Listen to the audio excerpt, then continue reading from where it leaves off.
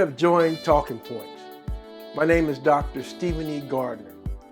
And you that have been following us faithfully since we've been doing these podcasts for the last couple of years, you already know that within the last 12 months, we've had a very shifting or turbulent times. Last year, this time, we were looking at a series of teachings designed to follow on the footsteps or the path that immediately occurred after Pentecost. And we looked at the scriptures to be some sort of reference point, trying to use the scriptures as a way of helping us to make sense of our reality. We all know that COVID-19 really changed how we do things, not only how we do things in business, church, but also how we do things in family. And we've been trying to adjust to that. In many ways, we are adjusting. And there's still been this longing to get things back to the way they were. The last couple of episodes, if you've been watching Talking Points, I did a rebroadcast regarding what we learned last year post-Pentecost. What I mean by post-celebration of Pentecost. After Pentecost, what next? And again, we were looking at some things. And I thought that it was very important to really rebroadcast those things to kind of get you ready for an update on some of the very things that we learned last year this time, but more specifically for the people of God, more specifically for the people in this current time and in this current context. So just join with me if you would, prayerfully and with an open mind, as we delve into this topic that I think that you all will enjoy, and it's entitled The Prophetic Movement of the Church, An Uncommon Look, Part 1. The Prophetic Movement of the Church, An Uncommon Look, Part 1.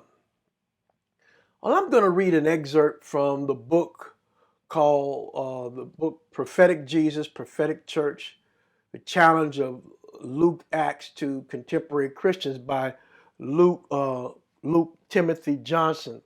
And if you look, this is what the book looks like.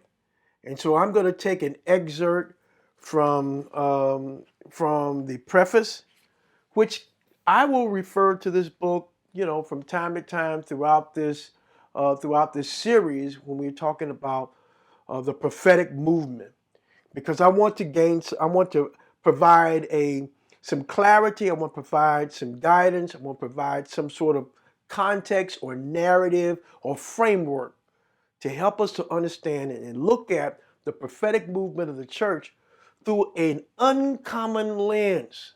And so this is what he says here in the book. And he says, the need for prophecy is stated succinctly in the book of Proverbs 29:18.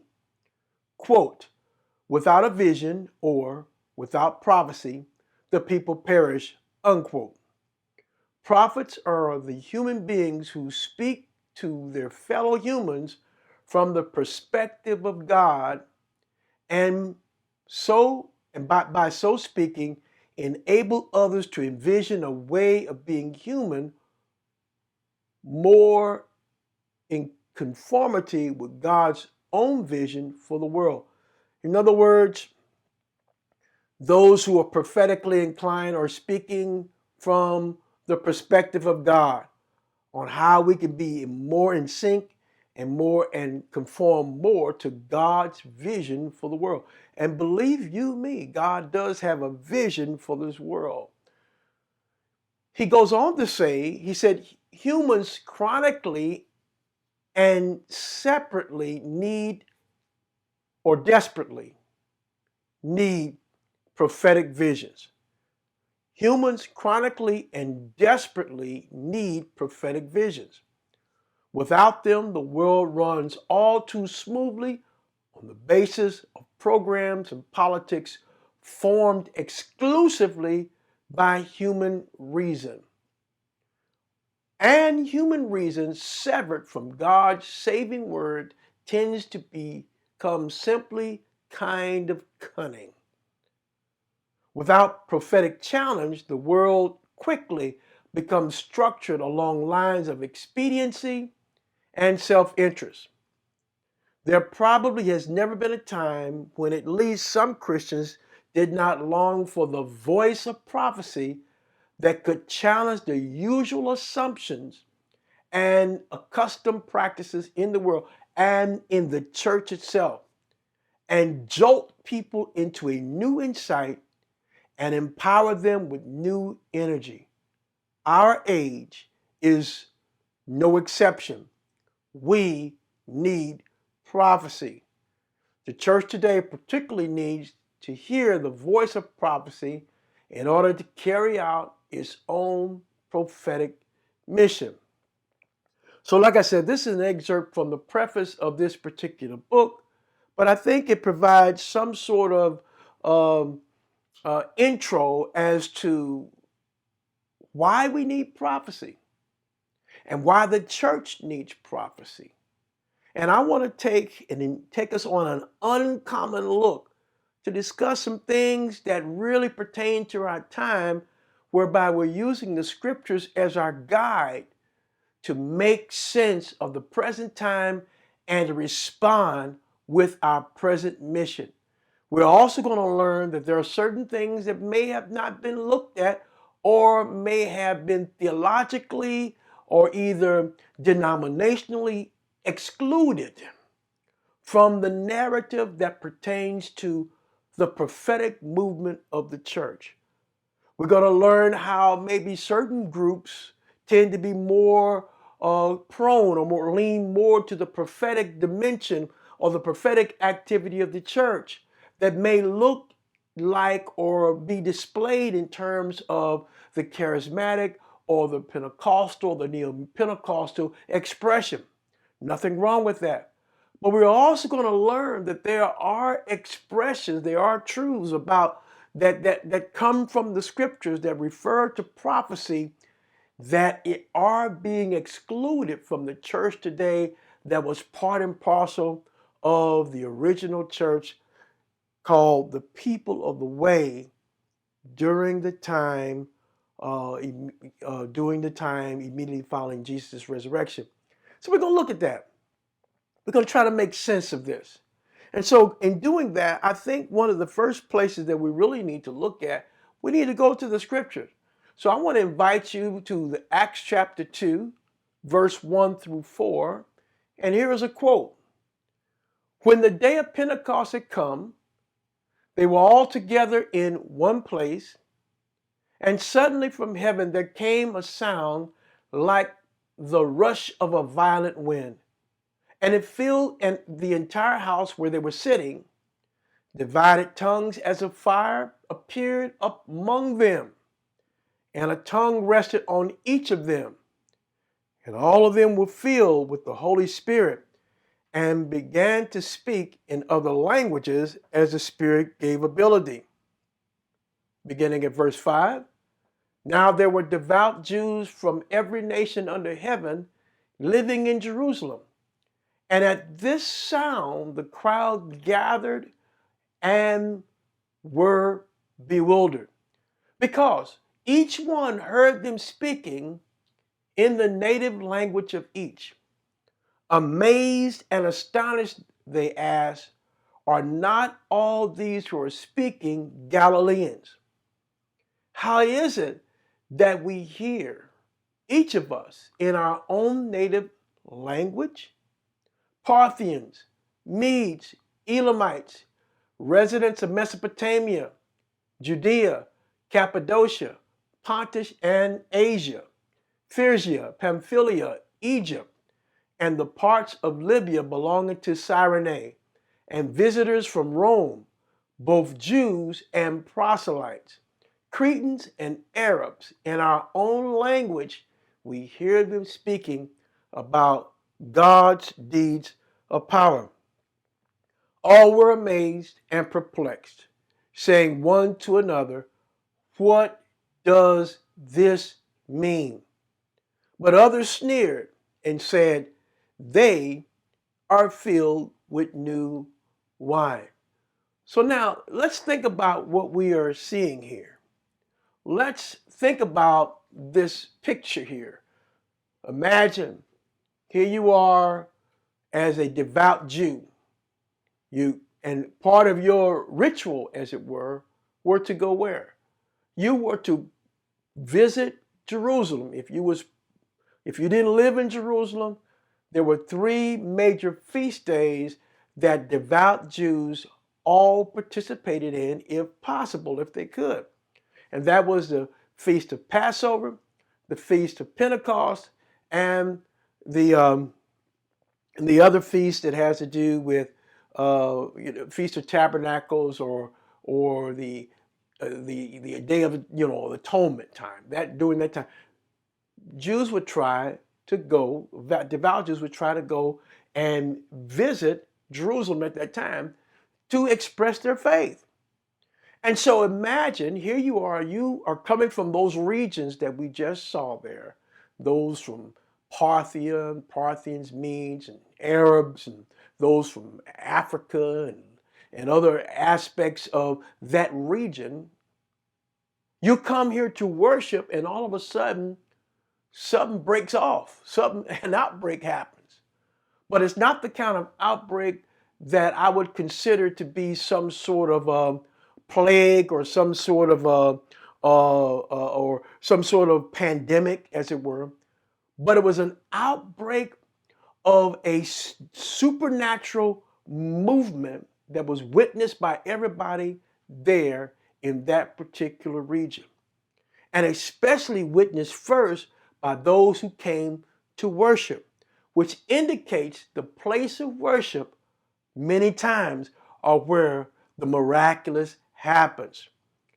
Devout Jews were there to actually worship, and while they were there to actually worship, God chose this time of worship here on the day of Pentecost to make a move to do what? To do something in their midst that they had never seen done before, but also something done that had been talked about before.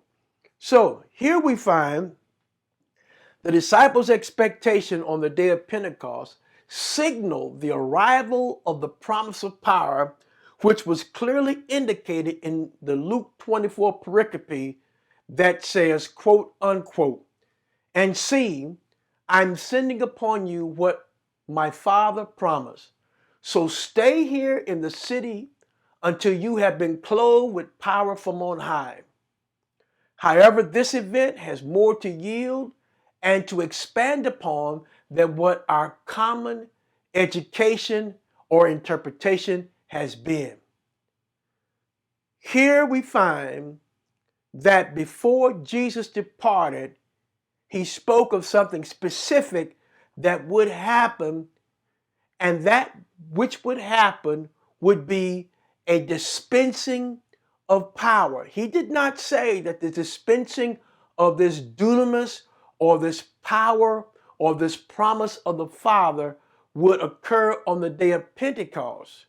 But he did say that the promise of the Father is waiting for you and to wait right here. So in essence, from what Jesus said to them, he was only speaking about a promise of the Father, a promise of the Father that would do what? Clothe God's people, clothe the people of the way, clothe this motley group of Christ followers with power that did not come from this world, but that came from the dimension where God himself dwells.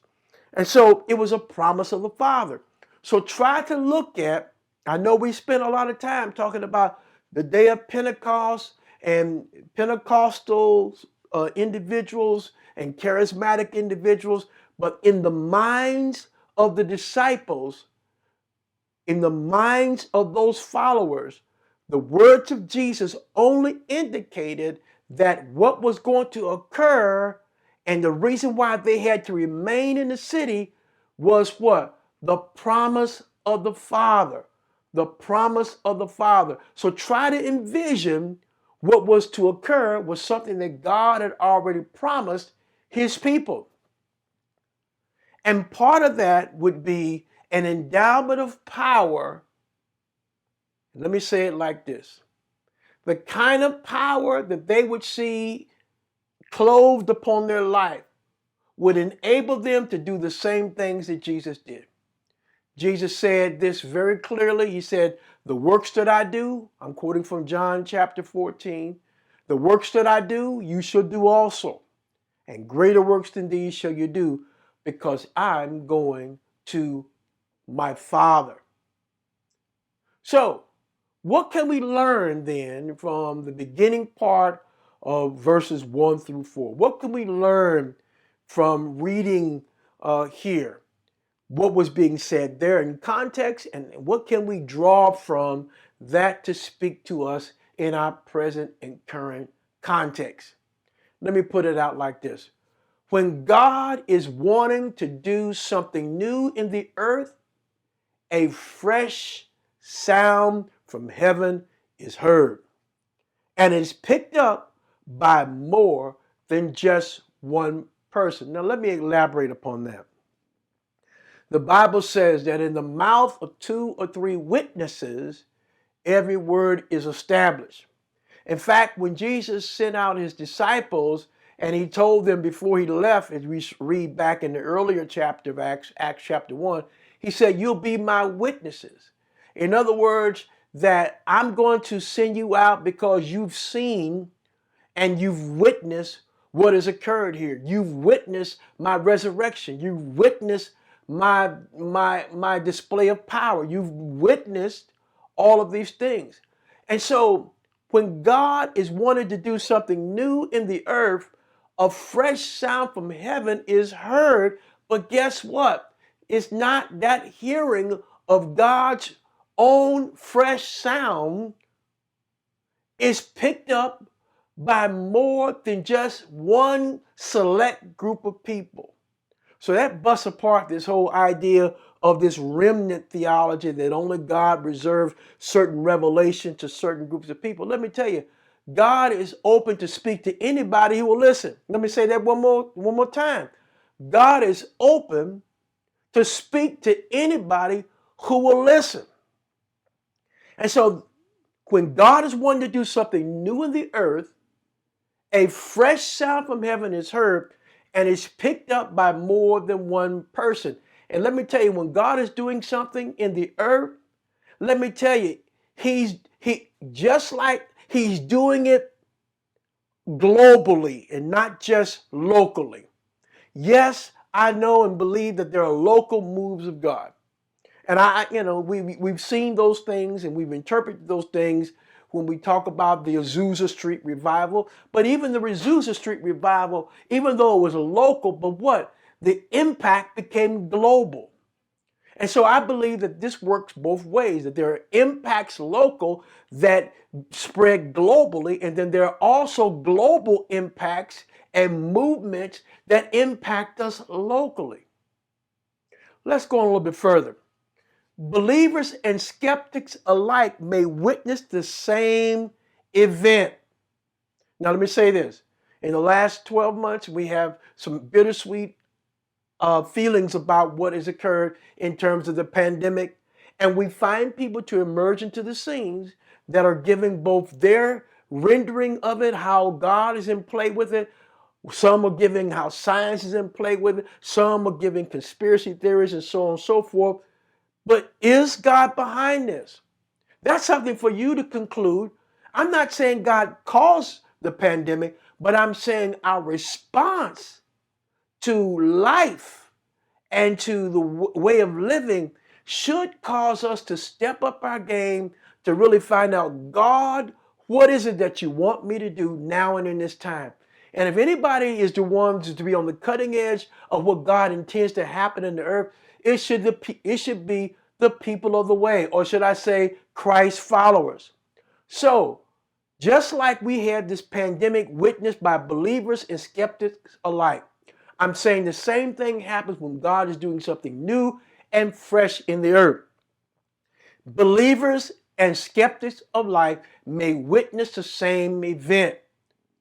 And depending upon their spiritual discernment or understanding, each will walk away with their own assortment of facts and interpretation.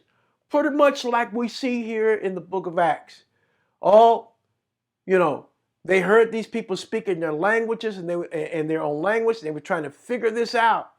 Yet at the same time, some were skeptical about it and said that they were drunk. Clearly, this is what happened on this day. That is, clearly this is what happened on the day of Pentecost. However, the phenomenon was so amazing that coincidence or human manufacturing could not be attributed to the event. Let me say that one more time. The phenomenon was so amazing that coincidence and human manufacturing could not be attributed to the event. So in other words, you just can't come up and say, well, that's just a coincidence. That's just something that happened. No, this exceeds the level of what we can figure out by science. This comes to the level to where, hey, look, this is something that's happening. And look, we can't deny that this is not happening. But notice when it happened. It happened on a religious feast day, or should we say, quote unquote, a spiritual holiday. And it happened at a time of worship. And it happened among the people of God first. So I believe that many times when God is trying to do something new and fresh in the earth, it happens among the people of God first, that they are the first and foremost ones hearing or seeing what God is doing. And there is no confusion as to what is being seen and heard. Although the confusion was among those who were trying to figure out, why do we hear them speaking in our own language? Yet the recipients and the participants of this divine endowment were not confused, they were not divided, they were on one accord. And that's one of the key things about when God is doing something new and fresh in the earth, that it brings about a unity among God's people who may differ, from a denominational standpoint, who may differ from a political worldview. Yet this kind of move of God is able to unite regardless of human differences to what? Achieve God's plan over against our own self-interest. To achieve God's plan over and against our own self-interest. So let me say this. Depending upon their spiritual discernment or understanding, each will walk away with their own assortment of facts and interpretation. Reading on further, clearly, this is what happened on this day. However, this phenomenon was so amazing that coincidence and human manufacturing could not be attributed to this event. I can't get enough of saying this because this leads right into this next thought. The miracle of languages here was an undeniable outcome that directed everyone's attention away from human babbling to a divine oration.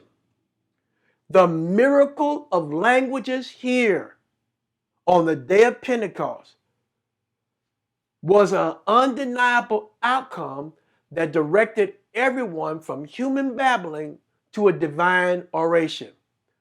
Obviously, God has a message for every nation that is represented here. And lastly on this thought, today, God still speaks to every nation through spirit-inspired events with a global synergy witnessed by his people who are strategically placed among all nations. Now, you need to write this down and meditate on it. I'm going to say it one more time. Today, God still speaks to every nation through spirit-inspired events with global synergy witnessed by his people who are strategically placed among the nations. Let's sum up our time today and let's kind of draw from the rest of this particular chapter. And so go to over now to Acts chapter 2, verses 14 through 21. And it says, "But Peter, standing with the 11, raised his voice and addressed them, 'Men of Judea and all who live in Jerusalem, let this be known to you and listen to what I say. Indeed, these are not drunk as you suppose, for it is only 9 o'clock in the morning. No, this is what was spoken through the prophet Joel. Here it is. In the last days it will be, God declares, that I will pour out my spirit upon all flesh, and your sons and daughters shall prophesy. Your young men shall see visions, and your old men shall dream dreams. Even upon my slave, both men and women, in those days I will pour out my spirit, and they shall prophesy. I will show portents in the heaven above and in the earth below, blood and fire and smoky mist. The sun shall be turned into darkness and moon to blood before the coming of the Lord's great and glorious day. Then everyone who calls on the name of the Lord shall be saved.'" Well, what can we conclude today from this? Because this is only part one. Let me put it like this. In the midst of every move of God, there are clarifiers and interpreters. Peter here was both. He clarified this event was not of human consequence. These are not drunk as you suppose, seeing it's but the third hour of the day. He was clarifying that what's happening did not come from, it was not of human origin. He interpreted the event as to be something of divine origin, but also he interpreted what he saw and witnessed was of prophetic fulfillment. Again, the audience there were people that were devout Jews. The audience there were people who were worshipers. The audience there were people who were people of faith. And so he was letting them know what you're witnessing. Hey, this is of divine origin, but let me put the caveat here. It is the fulfillment of what? Of what was spoken by Joel. And what was spoken by Joel ties into what Jesus said before he left. Wait right here until what? The promise of the Father occurs. And that when that promise comes, it's going to endow you with power. Well, here are some things we need to think about as we relate to those who claim to be prophetic today. Today, the fruit of those who claim to be clarifiers and interpreters of divine events have been put to the litmus test of what? Christ-like character and God-given prophetic standards. Now, God, there's one thing that's clear, that Christ-like character is, you can't produce Christ-like character unless you are Christ-like and unless you are Christ follower. Now, I know there's a difference between being a good and upstanding moral person that, and we consider that person being good, and that's being like Christ.